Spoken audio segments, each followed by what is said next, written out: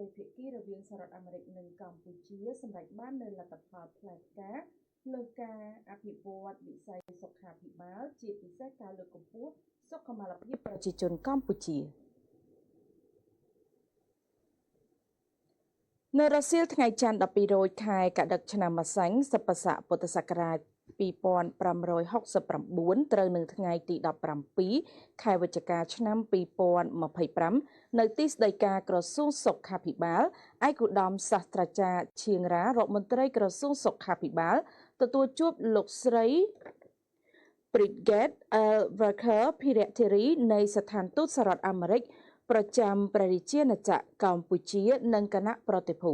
ឯកឧត្តមសាស្ត្រាចារ្យរដ្ឋមន្ត្រីបានសម្ដែងនៃការស្វាគមន៍និងថ្លែងអំណរគុណដល់រដ្ឋាភិបាលសហរដ្ឋអាមេរិកដែលជានិច្ចកាលតែង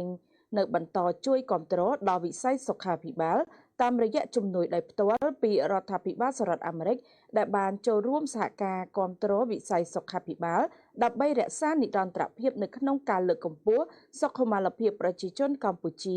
និងរួមចំណែកធ្វើឲ្យប្រសើរឡើងនៅប្រព័ន្ធថែទាំសុខភាពដែលមានភាពធន់និងរឹងមាំនៅកម្ពុជានាពេលកន្លងមក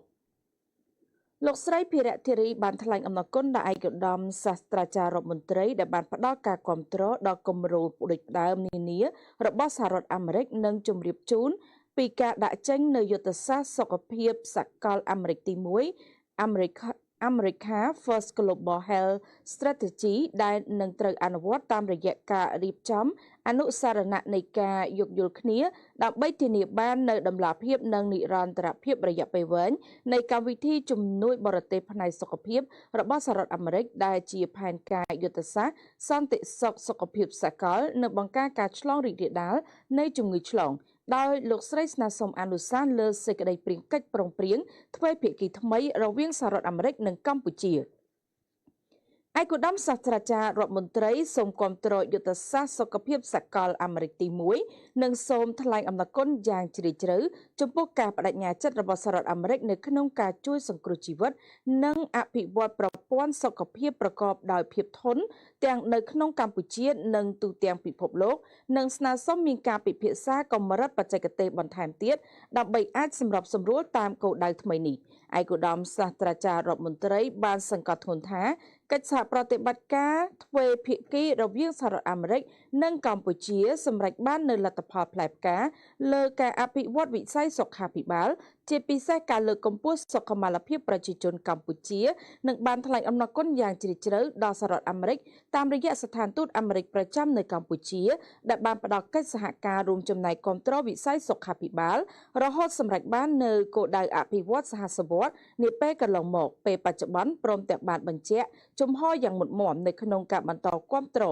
កិច្ចខិតខំប្រឹងប្រែងរបស់ក្រសួងសុខាភិបាលនៅក្នុងការលើកកម្ពស់សុខុមាលភាពរបស់ប្រជាជនកម្ពុជាស្របតាមផែនការយុទ្ធសាស្ត្របញ្ចកោណនៃរាជរដ្ឋាភិបាលអាណត្តិទី7ក្រោមការដឹកនាំដ៏ឈ្លាសវៃនិងប៉ិនប្រសប់ប្រកបដោយគតិបណ្ឌិតរបស់សម្ដេចមហាបវរធិបតីហ៊ុនម៉ាណែតនាយករដ្ឋមន្ត្រីនៃព្រះរាជាណាចក្រកម្ពុជា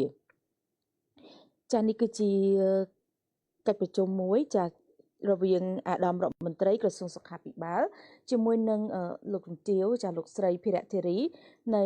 ស្ថានទូតអាមេរិកចាដែលពាក់ព័ន្ធទៅនឹងផែនការ